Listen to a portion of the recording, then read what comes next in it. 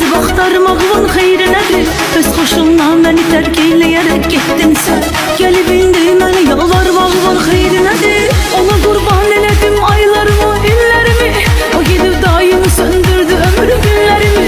Tut əlimdən dediyim vaxtı əlim boş qaldı, əl uzatma daha var indi tutar əllərimi. Oldum ondan ötürü deyil, mənə lazım da deyil, heç mənə lazım da deyil, mənə lazım da deyil, özgəsinə saldım meyil.